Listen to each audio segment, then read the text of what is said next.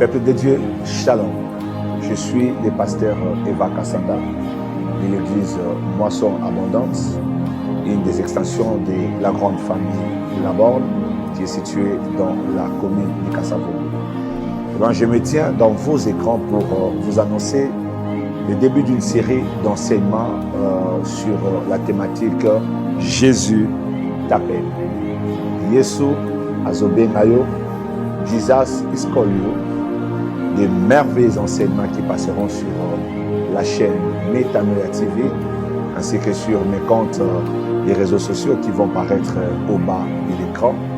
N'oubliez pas de nous laisser votre témoignage ou alors des petits commentaires qui accompagneront ces enseignements. Sinon, ensemble, nous irons très loin avec le Seigneur et que Dieu vous bénisse abondamment.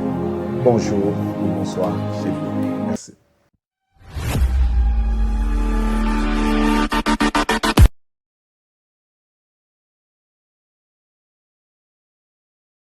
Habitants de la ville de Kinshasa et les alentours, Église du Seigneur, Shalom. Je suis heureux de paraître encore dans vos écrans pour la suite de cette série d'enseignements sur la thématique Jésus t'appelle. Aujourd'hui, nous parlerons d'un personnage aussi important qui a marqué l'histoire, que nous allons ensemble découvrir.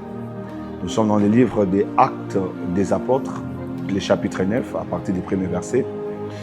La Bible dit, « Cependant, Saul respira encore la menace et le meurtre contre les disciples du Seigneur, s'est rendu chez les souverains sacrificateurs et lui demanda des lettres pour les synagogues de Damas, afin que s'il trouvait des partisans de la nouvelle doctrine, hommes ou femmes, il les amena liés à Jérusalem.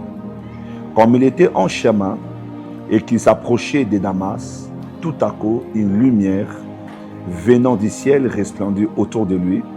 Il tomba par terre. Et il entendit une voix qui lui disait, « Saul, Saul, pourquoi me persécutes-tu » Il répondit, « Qui es-tu, Seigneur ?»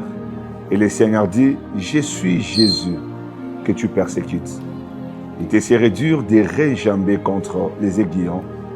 Tremblant et saisi d'effroi, il dit, « Seigneur, que veux-tu que je fasse ?» Et le Seigneur lui dit, « Lève-toi, entre dans la ville et on te dira ce que tu dois faire. » Je voudrais parler de ces personnages qui a marqué son histoire. Il s'agit de l'apôtre Paul qui autrefois était appelé Saul. Vous savez, Saul était un pharisien, un docteur de la loi, mais qui menait une mauvaise lutte car son combat était dirigé contre la volonté de Dieu. Paul était dans une entreprise où le seul objectif était de détruire toutes les personnes qui professaient la foi chrétienne. Il combattait l'Église du Seigneur, il combattait donc la volonté de Dieu. Et la Bible dit alors qu'il respirait encore les menaces de mort, parce que là il était des groupes de personnes qui lapidaient le diacre Étienne, il tenait les vêtements de ces personnes. Il alla vers ses responsables pour demander des lettres afin d'aller dans les synagogues de Damas et de capturer toutes les personnes qui trouveraient en train de confesser leur foi, de parler de la part du Seigneur Jésus. Et on lui remet les lettres et il s'est mis sur les chemins de Damas. Et tout commence sur les chemins de Damas. Vous savez, les chemins de Damas représentent beaucoup de choses, car pour Paul, c'était les chemins de la criminalité.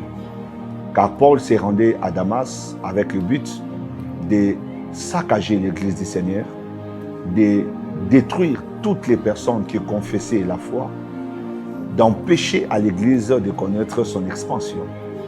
Et donc, les chemins de Damas étaient les chemins de la criminalité. C'était le chemin qui allait dans le sens de contredire la volonté de Dieu. Et vous savez, aujourd'hui, beaucoup de personnes se mettent sur un chemin qui est contraire à la volonté de Dieu. Le chemin de la prostitution, le chemin de l'occultisme, les schémas de détruire l'Église, de combattre les serviteurs de Dieu, les schémas de détruire des foyers, de briser des couples, les schémas d'arracher l'héritage des pauvres orphelins. Il y a plusieurs personnes aujourd'hui qui se mettent sur un schéma de Damas pour aller faire du tort aux gens innocents. Et les chrétiens de Damas ne savaient pas que Paul était sur leur schéma. Les frères et sœurs, heureusement pour Paul, le Seigneur est intervenu à temps. Avant qu'il n'arrive sur la ville de Damas, il reçoit l'apparition de la personne de Jésus qui s'est intercalé sur ses chemins pour l'empêcher de commettre les pires.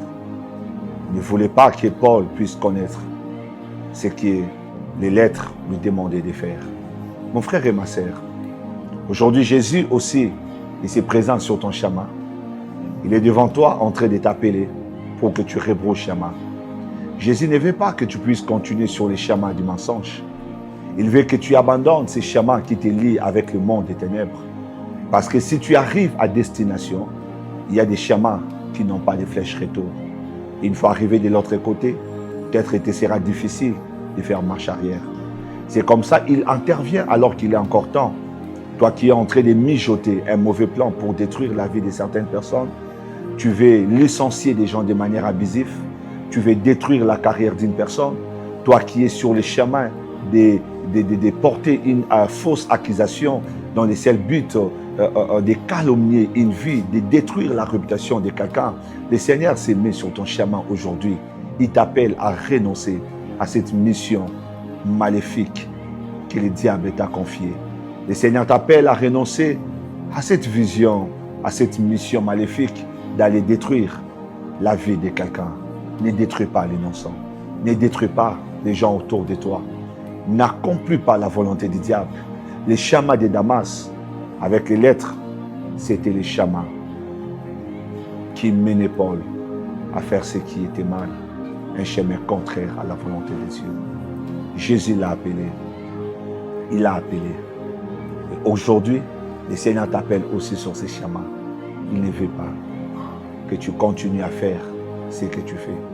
Jésus t'appelle, mon frère. Accepte de répondre à son appel. Lorsque Paul a entendu la voix, il a dit, « Qui es-tu, Seigneur ?» Il a dit, « Je suis Jésus que tu persécutes. » Plusieurs personnes, en faisant le mal aux autres, ne sachant pas qu'ils sont en train de persécuter indirectement le Seigneur Jésus. Toi qui cherches à tout prix à détruire quelqu'un qui t'a rien fait, le Seigneur te dit, c'est contre lui que tu es en train de mener cette bataille. Et vous savez la vérité, personne ne peut rivaliser avec Dieu. Personne ne peut vaincre Dieu dans une compétition quelconque. Alors le Seigneur ne veut pas te laisser prendre les chemins de la perdition. Et il vient à temps. Il t'appelle dès ton nom et il te demande de changer d'objectif, de changer d'orientation, d'abandonner la mauvaise décision que tu avais, les mauvaises pensées de suicide que tu étais en train de mijoter en toi. Le Seigneur te demande d'arrêter. Et il t'appelle pour te donner une vie nouvelle. Car sur le chemin, il y avait Saul, mais dans la destinée, on a parlé de Paul. Il y a beaucoup de choses qui t'attendent. Ta destinée a des grandes choses que Dieu a prévues. Il suffit seulement que tu répondes présent à l'appel que Jésus te lance en chemin. Et tu verras qu'il te fera arriver au bon endroit. N'oubliez pas, il est la vie, le chemin et la vérité.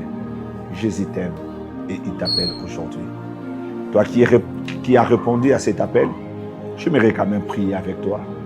Même si tu es sur le lit de l'hôpital, il est possible que sur le lit de l'hôpital, que tu acceptes d'abandonner toute mauvaise voie dans laquelle tu voulais entreprendre pour suivre Jésus. Éternel Dieu des grâces, j'aimerais prier avec mon frère et ma sœur, les recommander à ta grâce. J'implore que la faveur de Dieu s'élève dans sa vie.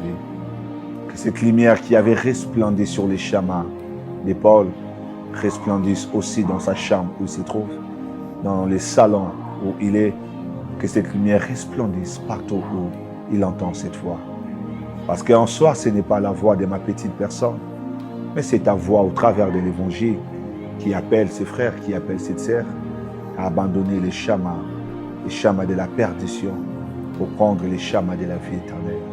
Je prie que tu lui accordes la force, la grâce de marcher avec toi, qu'il puisse te suivre et accomplir la mission que tu lui as accordée. Car si Saul est devenu Paul, lui aussi peut devenir ce que tu avais prévu dans ta pensée pour lui. Je bénis sa vie, je bénis sa destinée et je bénis, Père, tous ses bons projets au nom de Jésus. Amen. Que Dieu vous bénisse abondamment et on va se voir au prochain numéro. Merci.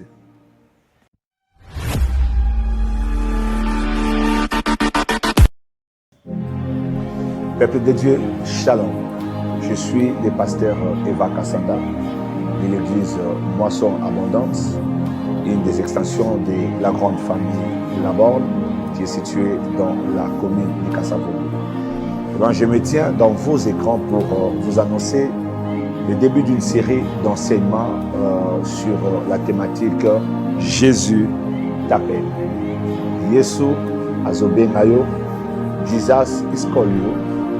Des merveilleux enseignements qui passeront sur la chaîne Metanoia TV ainsi que sur mes comptes des réseaux sociaux qui vont paraître au bas de l'écran.